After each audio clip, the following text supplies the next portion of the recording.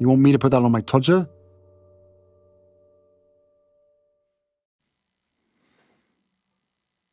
Political wife mode. Hello, I'm H.G. Tudor. It's repeatedly touted that Harry's wife has political ambitions, that one day Hail to the Chief will be played in relation to her stepping out of a helicopter and walking across the White House lawn. She seriously doesn't have the credentials, for many reasons, to actually achieve the presidency. There may be those that would like to puppet her into that position to serve their own agendas, but ultimately she's not made of the right stuff.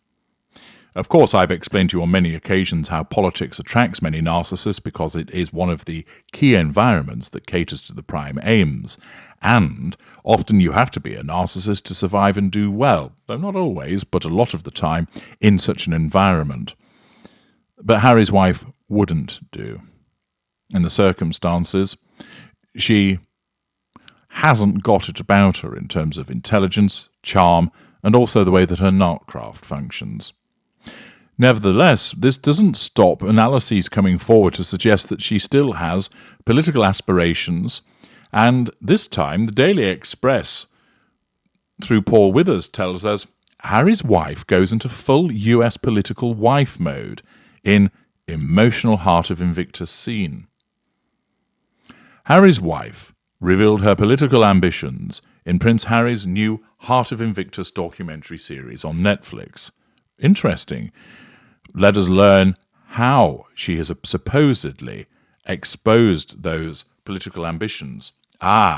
It's according to a body language expert.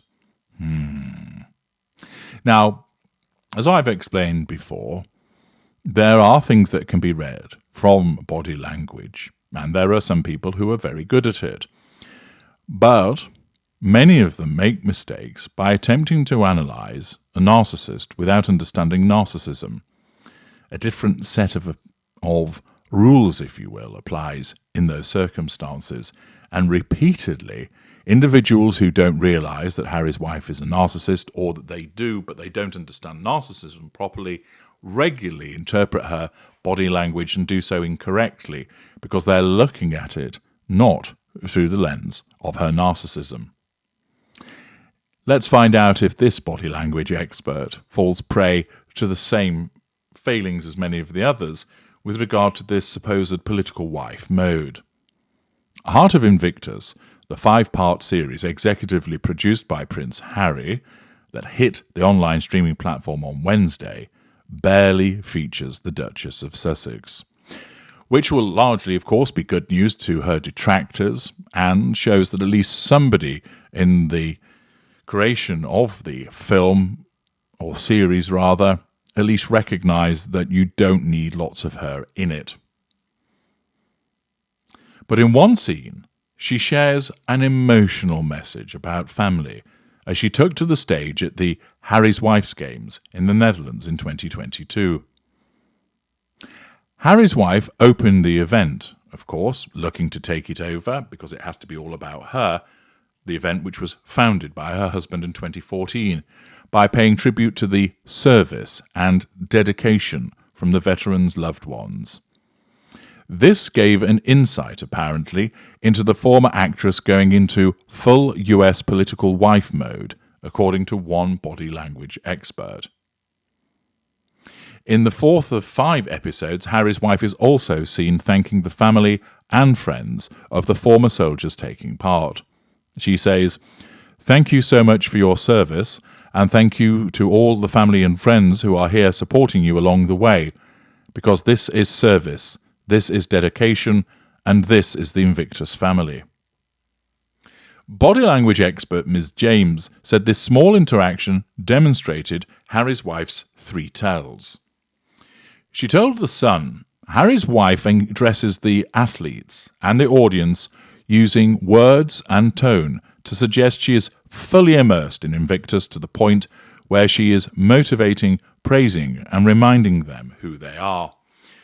Well, of course she would do so, because what she's doing is she's commandeering the character traits of what Invictus stands for, bravery, dedication, service, and trying to pass it off as her own through character trait acquisition and the demonstration of her facade.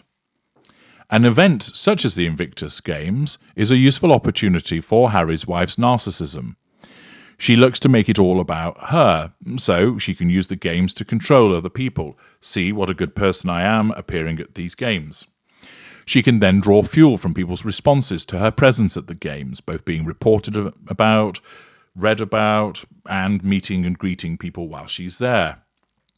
She can commandeer the character traits during her attendance by showing that because she's there, she's all about service. Because she's there, she's all about dedication, and that she is part of the Invictus family. It doesn't matter, of course, that she has never served in the armed forces. It doesn't matter, of course, that she's not shown dedication to any cause other than her own self-promotion. And it doesn't matter that she isn't actually part of the Invictus family. What she's doing is piggybacking off what Harry has created.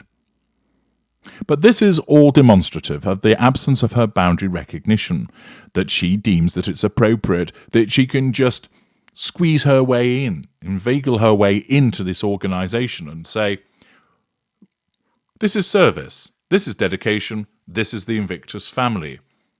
She doesn't know anything about those three things, not in a genuine and meaningful fashion, yet she commandeers them as if she's been involved in them all of her life. And that is the character trait acquisition that she engages in, which she then utilises for the purpose of the facade. The body language expert continues by explaining she uses the political trait of listing 3 points that always gets any audience clapping. Well, she's correct about the use of 3 things. Human beings, for some strange reason, are conditioned to pick up on things when they're in threes, and it's regularly used by public speakers to make a meaningful impact.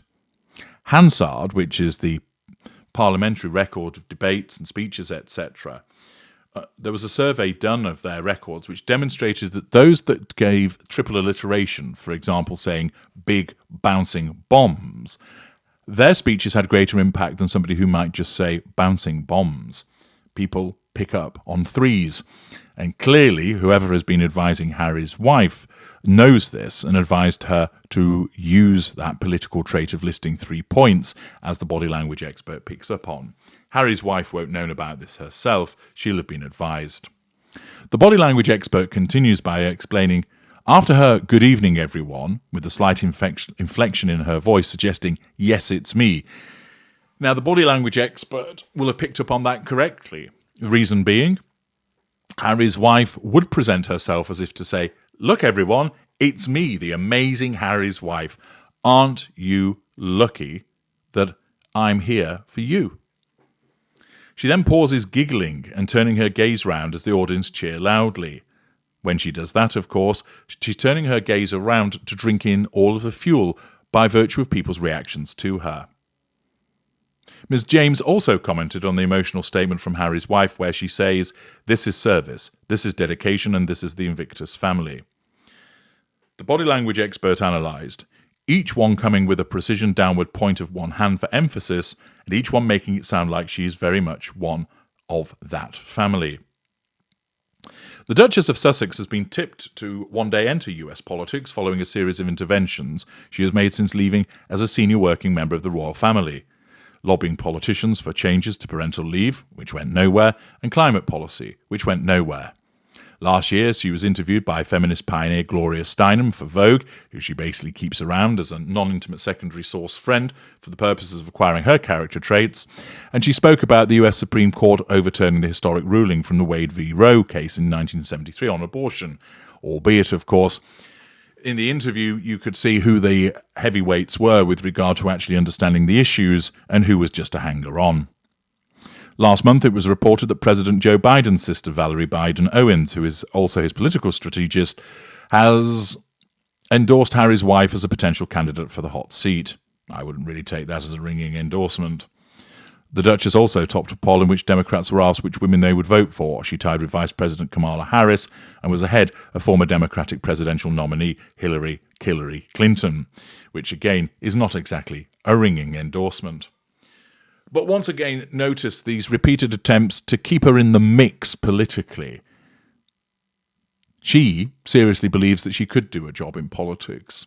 Everything else points to the fact that she can't. I'm H.G. Tudor. Thank you for listening.